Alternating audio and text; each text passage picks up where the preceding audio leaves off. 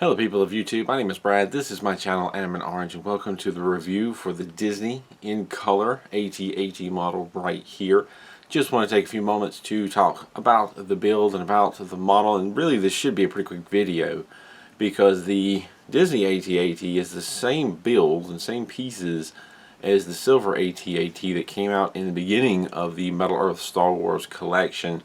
They've just added some color to it. If I'm not mistaken, kind of hard to remember. It was the AT-AT, the silver one, was one of the first 4 or 8.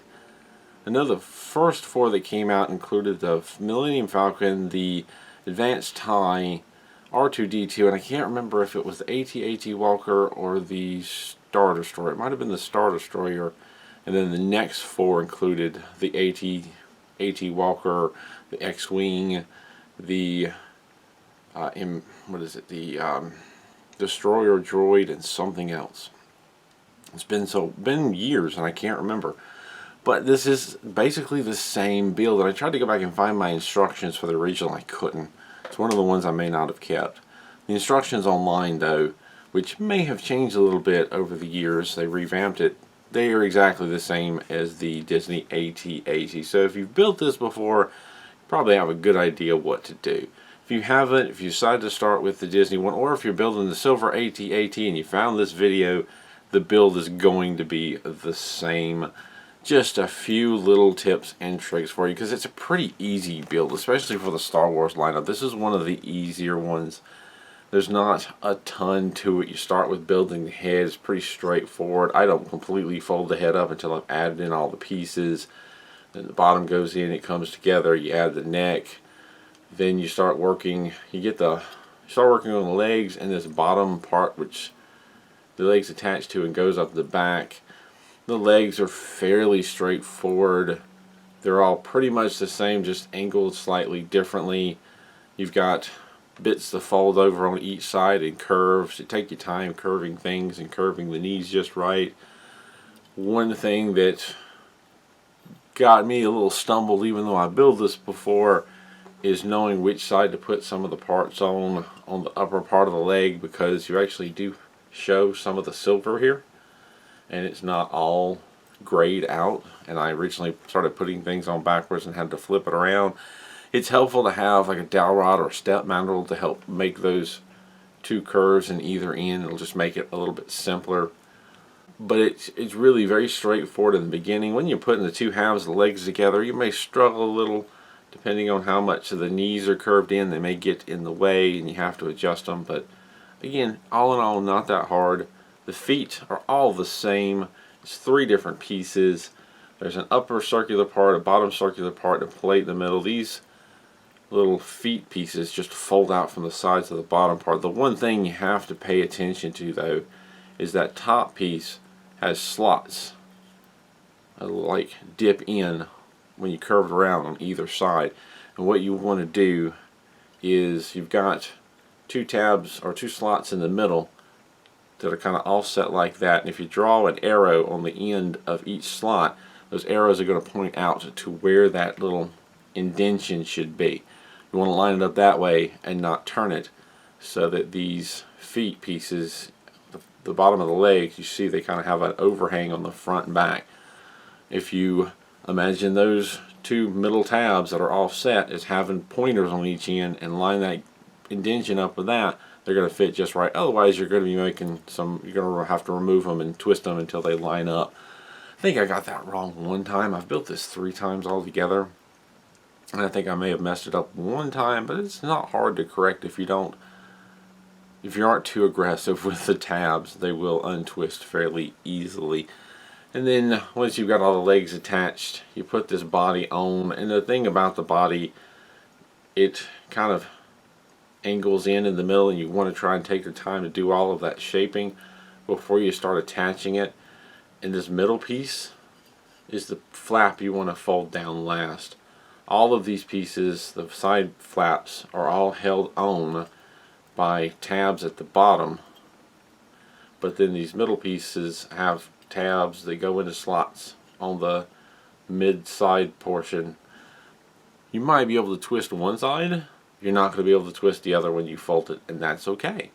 because as long as you line the tabs up to go in their slot, you'll have these bottom tabs to hold it on, and it'll hold everything together just fine. So what I did in my situation is I folded all these angled inner pieces, then I folded down one side, and I did secure the inner tabs and attached it to one side of the bottom piece.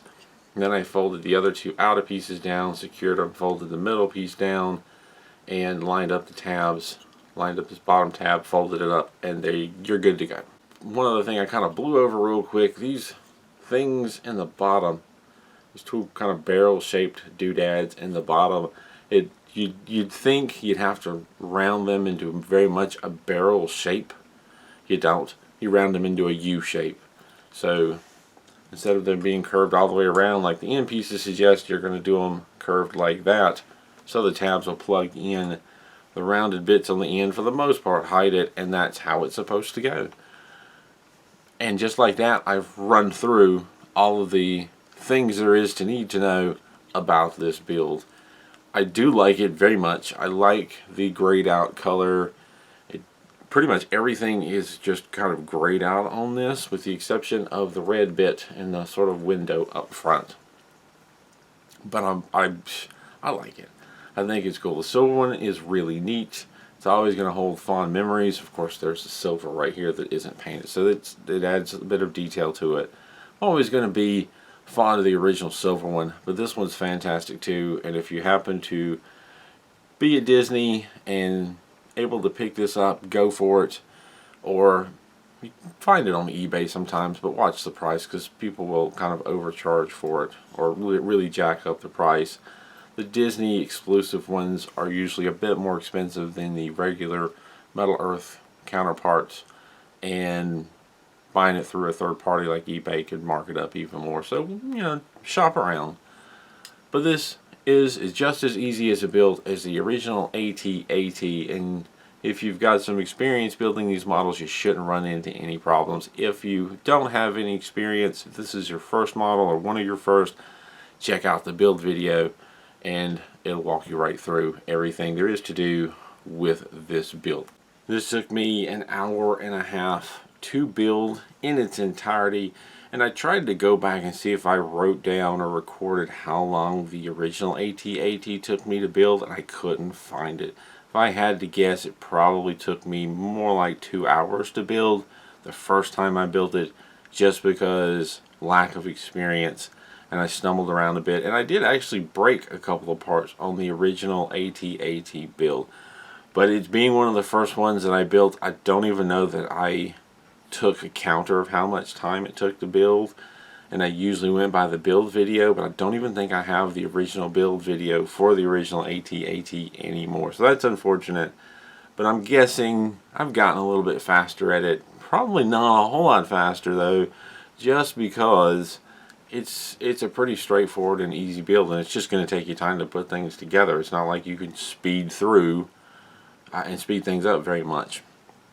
But yeah, I broke the back because I folded it too many times, and I've actually crammed it into itself, but right up here one of these seams broke. Still holds all the parts on, but the back sometimes pops open, and this top piece I somehow broke one of the flaps off the side. Just like anyone else, when I first started building these models, I flexed things too much, I made mistakes, and I broke some parts off. I've gotten a lot better than that over the years, but honestly it was probably somewhere in 100 builds before I start getting pretty decent at not breaking anything.